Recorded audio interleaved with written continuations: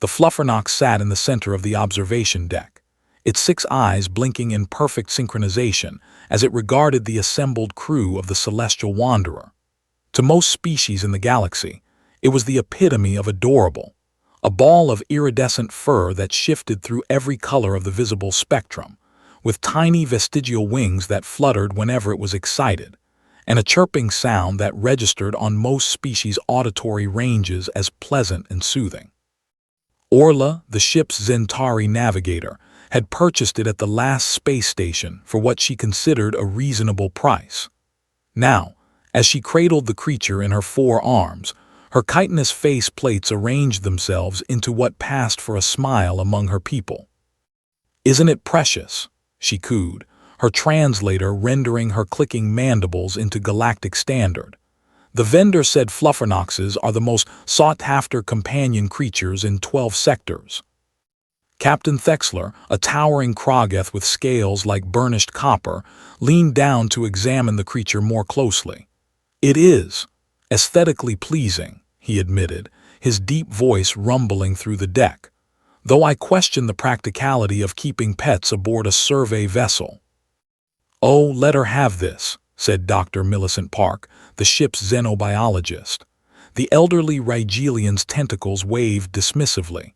"Crew morale is important and the creature appears harmless enough. Besides, it might prove an interesting study subject." Daniel stood at the back of the group, arms crossed over his chest. The human engineer had joined the crew only 3 months prior, and he still hadn't quite adjusted to being the only member of his species aboard. He watched the Fluffernox with the same careful attention he applied to maintaining the ship's quantum drive, methodical, analytical, and completely devoid of the emotional response the others displayed. "Has anyone actually researched what these things eat?" Daniel asked. Orla's antennae twitched with irritation. The vendor provided comprehensive care instructions. "They're herbivores, Daniel. They eat processed algae cakes and require minimal attention."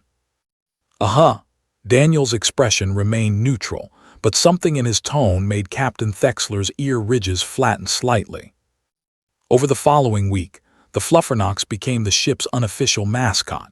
It would waddle through the corridors on its stubby legs, chirping pleasantly at anyone it encountered. The crew would stop their duties to pet it, and more than once, Daniel found himself navigating around a cluster of coworkers gathered to watch the creature perform what Orla insisted was a happy dance, a spinning motion that sent its fur through a dazzling display of colors. Daniel observed all of this with the detached interest of someone watching a phenomenon they didn't quite understand. He'd grown up on Earth, in the Australian outback, where his grandfather had taught him to respect nature without romanticizing it. Every cute animal was still an animal, with instincts and needs that didn't always align with human, or in this case, galactic expectations. On the 8th day, everything changed. The crew had gathered in the mess hall for the evening meal. The Fluffernox sat on the table near Orla, happily munching on an algae cake while the crew discussed their next survey mission. Junior Engineer Plix, a young Quellan with skin like liquid mercury, reached out to scratch behind what everyone assumed was the creature's ear. The Fluffernox moved faster than anyone had thought possible. Its mouth, which had seemed so small and harmless, suddenly distended to 3 times its original size. Rows of crystalline teeth, previously hidden, snapped forward and clamped down on Plix's finger. The Quellan's shriek of pain echoed through the mess hall as he yanked his hand back, trailing a viscous silver fluid that served as his blood. Chaos erupted. Captain Thexler roared and lunged for the creature, but the Fluffernox had already released Plix and launched itself from the table. It landed on Dr. Park's head, its chirping now transformed into a high-pitched screech that made everyone's translator units emit painful feedback. The doctor's tentacles flailed as she tried to dislodge the creature. Orla scrambled backward, her 4 arms raised defensively. "Someone grab it, carefully." Security Officer Ven, a 6-foot-tall insectoid with reflexes honed by military training, approached with a containment net. The Fluffernox spotted him and hissed, An actual, genuine hiss that revealed even more teeth than before. It leaped again, this time aiming for Ven's compound eyes. That's when Daniel moved. He didn't run or shout. He simply walked forward with calm, measured steps, reached out with both hands, and grabbed the Fluffernox mid-leap. The creature immediately twisted in his grip and sank its teeth into the meat of his palm. Everyone froze. Daniel didn't flinch. He didn't cry out. He simply looked down at the creature with the same neutral expression he'd worn when first seeing it, while blood, red, human blood, welled up around the Fluffernox's jaws. "Yeah," Daniel said quietly, "that's about what I expected." The Fluffernox seemed confused by the lack of reaction. It released its grip on Daniel's hand and tried to bite again, this time aiming for his wrist. Daniel shifted his hold, supporting the creature's body while keeping its snapping mouth away from anything vital. "Someone want to get me that containment box from storage locker 7? Daniel asked, his voice perfectly steady despite the blood now dripping onto the deck. "And maybe a first aid kit." The crew stared at him, as if he just performed some impossible feat of magic. "How are you not screaming?" Orla finally managed to ask, her voice barely above a whisper. Daniel shrugged with his free shoulder. "It hurts, but I've had worse. Grew up with snakes, spiders, and a particularly mean cassowary that nested near my granddad's property. You learn to keep calm when something bites you. Panicking just makes it worse." Dr. Park, now free of the Fluffernox and regaining her composure, rushed to get the first aid kit. Captain Thexler retrieved the containment box, his scales darkening with what Daniel had learned to recognize as embarrassment. "I apologize, Engineer Mitchell," the captain said as Daniel calmly deposited the still-struggling Fluffernox into the box and sealed it. "We should have been more cautious. Your species has a reputation for resilience, but I did not fully appreciate." "It's fine," Daniel interrupted, accepting the first aid kit from Dr. Park and beginning to clean his wound. "Nobody got seriously hurt. Well, except Plix. How's your finger?" The Quellan, who had been cradling his injured hand, looked up with wide eyes. It will regenerate, but you're not even shaking." Daniel finished wrapping his hand with practiced efficiency. "Look, I get it. The thing was cute. Cute often equals harmless in most species programming. But where I come from, we've got something called a slow loris. Looks adorable, has huge eyes, moves slow.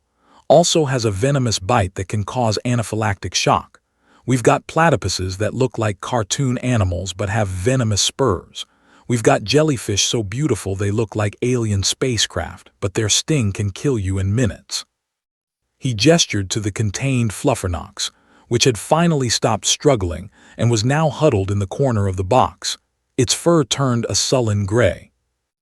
"Evolution is a hell of a thing," Daniel continued. "The cute appearance is probably a defense mechanism. Makes predators hesitate, makes potential prey underestimate them. Works pretty damn well, apparently." Orla's antennae drooped. "I feel like a fool. I should have done more research." "Hey," Daniel's voice softened slightly. "You wanted something to care for. That's not foolish. Just, next time, maybe run it past the human first. We've got about 10,000 years of experience learning that cute doesn't mean safe." Over the next hour, Dr. Park ran a full analysis of the Fluffernox. Her findings were sobering. The creature was indeed an ambush predator in its natural habitat, using its adorable appearance to lure in smaller creatures before striking with surprising speed and force. Its teeth contained a mild paralytic agent, nothing fatal, but enough to immobilize prey. "The vendor at the station must have sedated it," Dr. Park concluded. "That's why it seemed so docile initially. Once the sedative wore off, its natural instincts returned." "So what do we do with it?" Ven asked, his mandibles clicking nervously. Daniel looked at the Fluffernox, which had begun chirping again, though now everyone could hear the underlying predatory edge to the sound. "We drop it off at the next station with proper wildlife facilities. They'll know how to care for it, or find it a habitat where it belongs. Captain Thexler nodded. Agreed. And Engineer Mitchell.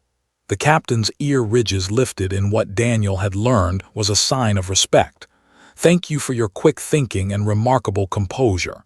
Perhaps there is something to these stories we hear about human pain tolerance. Daniel smiled slightly. We're not invincible, Captain. We just come from a planet that spent millions of years trying to kill us in creative ways. You adapt or you don't make it. Makes you pretty hard to rattle. As the crew dispersed, Orla approached Daniel hesitantly. I am sorry about your hand, and thank you for not letting it hurt anyone else. No problem. Daniel flexed his bandaged hand experimentally. Though I've got to say, after dealing with Earth animals my whole life, I was kind of looking forward to aliens being less bitey. Guess that's a universal constant. Orla's mandibles clicked in what might have been laughter. Perhaps next time I want a pet, I will consult the human first. Probably wise, Daniel agreed, glancing once more at the Fluffernox. Even contained and exposed, it was still objectively cute. He could understand why the galaxy had fallen for it. But cute had teeth, and if there was one,